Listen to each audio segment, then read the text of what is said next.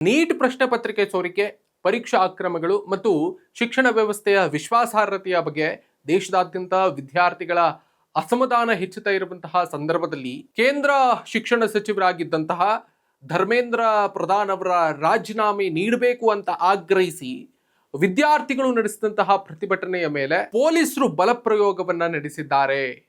ಅದು ಈಗ ಹೊಸ ರಾಜಕೀಯ ಮತ್ತು ಮಾನವ ಹಕ್ಕುಗಳ ಚರ್ಚೆಗೆ ಕಾರಣ ಆಗಿದೆ ಅನ್ನೋದು ಇಲ್ಲಿ ಮುಖ್ಯಾಂಶ.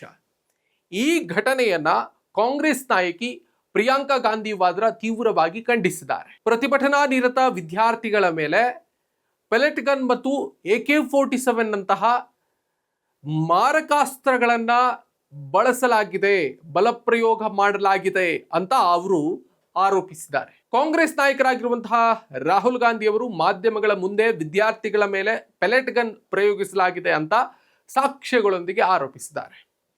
ಈ ಆರೋಪಗಳು ಸತ್ಯವೇ ಅನ್ನುವುದು ಸ್ವತಂತ್ರ ತನಿಖೆಯ ಮೂಲಕ ಸ್ಪಷ್ಟ ಆಗಬೇಕಾಗಿದೆ.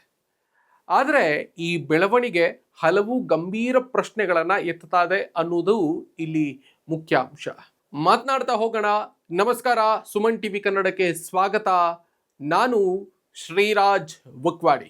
ಪ್ರತಿಭಟನಾಕಾರರ ಮೇಲೆ ಪೆಲೆಟ್ ಗನ್ ಬಳಕೆ ಆಗಿದೆ, ಅದು ಕಾನೂನುಬದ್ಧವೇ ಅನ್ನುವಂತಹ ಪ್ರಶ್ನೆ ಇಲ್ಲಿ ಉದ್ಭವ ಆಗುತ್ತೆ. ಪೆಲೆಟ್ ಗನ್ ಅನ್ನ ಸಾಮಾನ್ಯವಾಗಿ ಮಾರಕ ಅಸ್ತ್ರ ಅನ್ನೋದಕ್ಕಿಂತ ಕಡಿಮೆ ಮಾರಕ ಅಸ್ತ್ರ ಅಂತ ಹೇಳಲಾಗುತ್ತೆ. ಆದರೆ ಅದು ನಿರಾಪಾಯ ಅಲ್ಲ. ಕಾಶ್ಮೀರದಲ್ಲಿ ಜನಸ್ತೋಮ ನಿಯಂತ್ರಣದ ಹೆಸರಿನಲ್ಲಿ ಪೆಲೆಟ್ ಗನ್ ಬಳಕೆಯಿಂದ ನೂರಾರು ಜನರು ದೃಷ್ಟಿಯನ್ನ ಕಳೆದುಕೊಂಡಂತಹ ಘಟನೆ ಈ ಹಿಂದೆ ನಮ್ಮ ದೇಶದಲ್ಲಿ ದಾಖಲಾಗಿವೆ. ಮಾನವ ಹಕ್ಕುಗಳ ಸಂಘಟನೆಗಳು ಈ ಅಸ್ತ್ರದ ಬಳಕೆಯನ್ನ ಹಲವು ಬಾರಿ ಪ್ರಶ್ನಿಸಿವೆ. ಯಾಕೆ ಬಳಸ್ತೀರಿ ಅಂತ. ಭಾರತದಲ್ಲಿ ಜನಸ್ತೋಮ ನಿಯಂತ್ರಣಕ್ಕೆ ಸಾಮಾನ್ಯವಾಗಿ ಅನುಸರಿಸುವಂತಹ ಕ್ರಮಗಳು ಏನಂತಂದ್ರೆ ಮಾತುಕತೆ ನಡೆಸೋದು ಮತ್ತೆ ಎಚ್ಚರಿಕೆಯನ್ನ ನೀಡೋದು, ಜೊತೆಗೆ ಬ್ಯಾರಿಕೇಡ್ ಮತ್ತು ನಿಯಂತ್ರಿತ ತಡೆಯನ್ನ ಹಾಕೋದು, ವಾಟರ್ ಫಿರಂಗಿಗಳನ್ನ ಬಳಸೋದು, ಅಶ್ರುವಾಯುವನ್ನ ಸಹಜವಾಗಿ ಬಳಕೆ ಮಾಡ್ತಾರೆ. ಇಂತಹ ಸಂದರ್ಭಗಳಲ್ಲಿ ಜನಸ್ತೋಮ ಆದಂಥ ಸಂದರ್ಭದಲ್ಲಿ ಅಥವಾ ಪ್ರತಿಭಟನೆಯ ಸಂದರ್ಭದಲ್ಲಿ ಅಗತ್ಯ ಇದ್ರೆ ಮಾತ್ರ ಸೀಮಿತ ಬಲಪ್ರಯೋಗವನ್ನ ಮಾಡಲಾಗುತ್ತೆ. ಈಗ ವಿದ್ಯಾರ್ಥಿಗಳ ಶಾಂತಿಯುತ ಪ್ರತಿಭಟನೆಯ ಸಂದರ್ಭದಲ್ಲೇ ಪೆಲೆಟ್ ಗನ್ ಬಳಕೆ ನಡೆದಿದ್ರೆ ಅದು ಪ್ರೊಪೋರ್ಷನಲ್ ಯೂಸ್ ಆಫ್ ಫೋರ್ಸ್ ಅನ್ನುವಂತಹ ತತ್ವಕ್ಕೆ ವಿರುದ್ಧವಾಗಿದೆಯೇ ಎಂಬ ಪ್ರಶ್ನೆ ಸಹಜವಾಗಿ ಉದ್ಭವಿಸ್ತಾ ಇದೆ. ಹಾಗಾದ್ರೆ ವಿದ್ಯಾರ್ಥಿಗಳು ಭಯೋತ್ಪಾದಕರೇ ಅನ್ನುವಂಥ ಪ್ರಶ್ನೆ ಇದೆಯಲ್ಲ, ಮುಂದೆ ಬಂದೇ ಬರುತ್ತಲ್ಲ. ಪ್ರಜಾಪ್ರಭುತ್ವದಲ್ಲಿ ವಿದ್ಯಾರ್ಥಿಗಳ ಪ್ರತಿಭಟನೆ ಹೊಸ ವಿಷಯ ಏನಲ್ಲ. ಅದು ಸ್ವಾತಂತ್ರ್ಯ ಹೋರಾಟದಿಂದ ಹಿಡಿದು ಮಂಡಲ ಆಯೋಗ, ಶಿಕ್ಷಣ ನೀತಿ, ಉದ್ಯೋಗ, ಪರೀಕ್ಷಾ ಅಕ್ರಮಗಳವರೆಗೆ ವಿದ್ಯಾರ್ಥಿ ಚಳವಳಿಗಳು ಭಾರತೀಯ ಪ್ರಜಾಪ್ರಭುತ್ವದ ಪ್ರಮುಖ ಭಾಗ ಆಗಿವೆ ಅನ್ನೋದು ಇಲ್ಲಿ ಮುಖ್ಯಾಂಶ. ವಿದ್ಯಾರ್ಥಿಗಳು ಸರ್ಕಾರದ ನೀತಿಗಳನ್ನು ಪ್ರಶ್ನಿಸೋದು ಅವರ ಸಂವಿಧಾನಾತ್ಮಕ ಹಕ್ಕದು.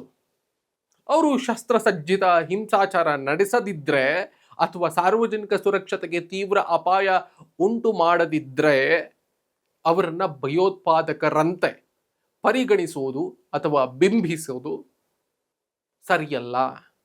ಅದಕ್ಕೆ ಸಮಾನವಾದಂತಹ ಕಠಿಣ ಕ್ರಮಗಳನ್ನು ಬಳಸೋದು ಗಂಭೀರ ಪ್ರಜಾಪ್ರಭುತ್ವದ ಚರ್ಚೆಗೆ ಕಾರಣ ಆಗುತ್ತೆ. ಅವರು ಶಾಂತಿಯುತವಾಗಿ ಪ್ರತಿಭಟನೆಯನ್ನು ನಡೆಸ್ತಾರೆ, ಅದಕ್ಕೆ ನೀವು ಈ ರೀತಿಯಾಗಿ ದಮನಕಾರಿ ನೀತಿಯನ್ನು ಯಾಕೆ ಬಳಸ್ತೀರಿ ಅನ್ನುವಂಥ ಪ್ರಶ್ನೆ ಉದ್ಭವ ಆಗುತ್ತೆ. ಯಾವುದೇ ಸರ್ಕಾರ ಕಾನೂನು ಸುವ್ಯವಸ್ಥೆ ಕಾಪಾಡುವಂಥ ಜವಾಬ್ದಾರಿಯನ್ನು ಹೊಂದಿದೆ, ಸರಿ. ಆದರೆ ಬಲಪ್ರಯೋಗ ಯಾವಾಗಲೂ ಕೂಡ ಕೊನೆಯ ಆಯ್ಕೆ ಆಗಿರಬೇಕು ವಿನಃ ಮೊದಲ ಆಯ್ಕೆ ಆಗಿರಬಾರ್ದು. ಅದರಲ್ಲೂ ವಿದ್ಯಾರ್ಥಿಗಳಂತಹ ನಾಗರಿಕರ ವಿರುದ್ಧ ಬಳಸುವಂತಹ ಕ್ರಮ ಇದೆಯಲ್ಲ, ಅದು ಅಗತ್ಯ ಮತ್ತು ಸಮಂಜಸವಾಗಿರಬೇಕು. ಅದು ಅಗತ್ಯ ಇದ್ರೆ ಮಾತ್ರ ಬಳಸಬೇಕು, ಸಮಂಜಸ ಆಗಿದ್ರೆ ಮಾತ್ರ ಬಳಸಬೇಕು.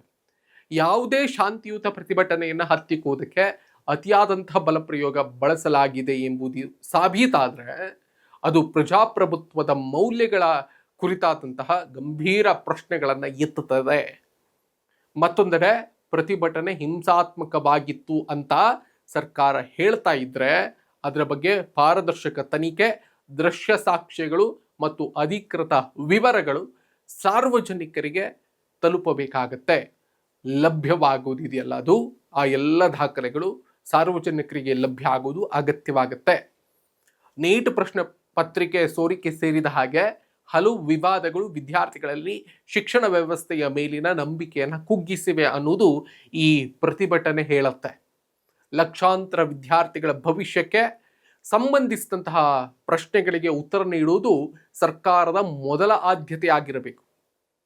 ಈ ಸಂದರ್ಭದಲ್ಲಿ ವಿದ್ಯಾರ್ಥಿಗಳ ಪ್ರಶ್ನೆಗಳಿಗೆ ಸ್ಪಷ್ಟ ಉತ್ತರ ನೀಡುವುದಕ್ಕಿಂತ ಪ್ರತಿಭಟನೆಗಳ ನಿರ್ವಹಣೆ ಹೆಚ್ಚು ಸುದ್ದಿ ಆಗ್ತಿದ್ರೆ ಅದು ಆಡಳಿತದ ಆದ್ಯತೆಗಳ ಕುರಿತು ಪ್ರಶ್ನೆಗಳನ್ನು ಹುಟ್ಟುಹಾಕ್ತದೆ. ಪ್ರಜಾಪ್ರಭುತ್ವದಲ್ಲಿ ಭಿನ್ನಾಭಿಪ್ರಾಯ ಸಹಜ. ಅದು ಆ ಭಿನ್ನಾಭಿಪ್ರಾಯವನ್ನು ವ್ಯಕ್ತಪಡಿಸುವಂತಹ ಹಕ್ಕು ಸಂವಿಧಾನಾತ್ಮಕ ಹಕ್ಕದು. ಸರ್ಕಾರ ಕಾನೂನು ಸುವ್ಯವಸ್ಥೆಯನ್ನು ಕಾಪಾಡುವಂತಹ ಜವಾಬ್ದಾರಿಯನ್ನ ಹೊಂದಿದ್ರೂ ಕೂಡ ಆ ಜವಾಬ್ದಾರಿಯ ಅನುಷ್ಠಾನದಲ್ಲಿ ಮಾನವ ಹಕ್ಕುಗಳು, ಅನುಪಾತಬದ್ಧ ಬಲಪ್ರಯೋಗ ಮತ್ತು ನಾಗರಿಕ ಸ್ವಾತಂತ್ರ್ಯಗಳ ಗೌರವ ಅತ್ಯಗತ್ಯ ಅನ್ನೋದು ಕೇಂದ್ರ ಸರ್ಕಾರ ಅರಿತುಕೊಳ್ಬೇಕಾಗುತ್ತೆ. ಒಟ್ಟಿನಲ್ಲಿ ವಿದ್ಯಾರ್ಥಿಗಳ ಮೇಲಿನ ಪೆಲೆಟ್ ಗನ್ ಬಳಕೆಯ ಆರೋಪಗಳು ನಿಜವೇ ಅಥವಾ ಅಲ್ಲವೇ ಎಂಬುದನ್ನು ಸ್ವತಂತ್ರ ಹಾಗೂ ನಿಷ್ಪಕ್ಷಪಾತ ತನಿಖೆ ಮಾತ್ರ ಸ್ಪಷ್ಟಪಡಿಸಬೇಕಾಗತ್ತೆ. ಸತ್ಯಾಂಶಗಳು ಹೊರಬಂದಂತಹ ನಂತರವೇ ಅಂತಿಮ ಹೊಣೆಗಾರಿಕೆ ನಿರ್ಧಾರ ಆಗಬೇಕಾಗತ್ತೆ.